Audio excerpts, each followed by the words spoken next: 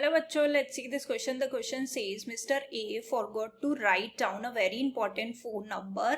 All he remembers is that it started with 713 and that the next set of 4 digits involved are 179 with 1 on these numbers appearing twice, and he guesses a phone number and dial randomly, and the odds in favor is dialing the correct telephone number is A option is 1:35, B is 1:71, C is 1:23 and D is 1:36. तो सबसे पहले देखो इस question में हम क्या की concept use करने वाले हैं. अगर हमारे पास n थिंग्स है, उसमें से हमें r चूज करना है, तो टोटल वेज हमारे पास कितने हो जाएंगे उसके लिए NCR.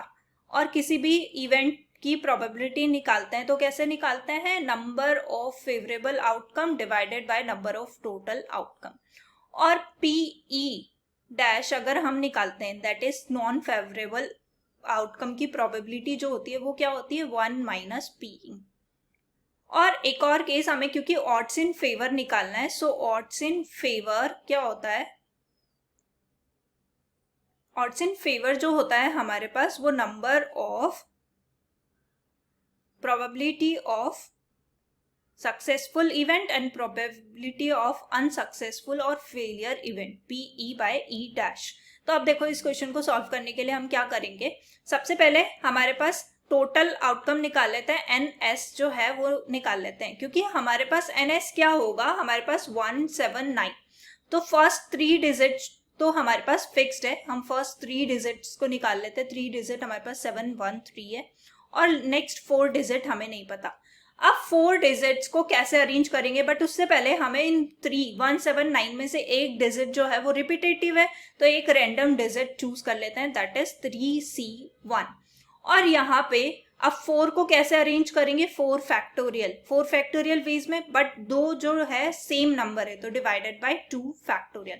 तो इसको सिंप्लीफाई कर लेंगे, 3 into 4 into 3 into 2 factorial divided by 2 factorial, cancel out हो जाएगा और ये 4 इंटू 3 इंटू 3 विल 36. ये नंबर ऑफ टोटल हो जाएगा.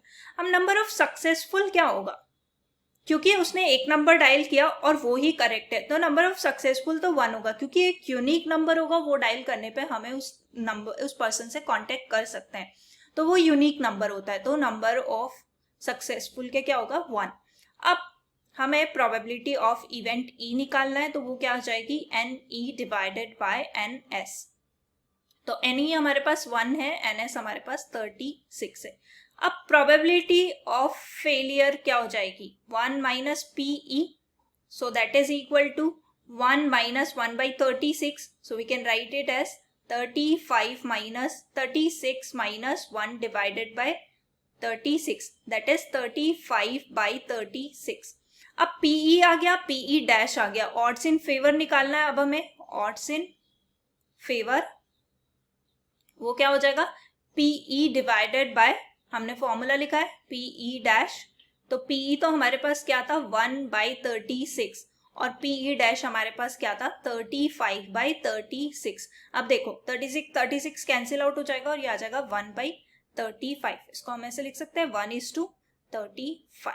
So the final solution is option A. Hope you understood it well. Best of luck. Thank you.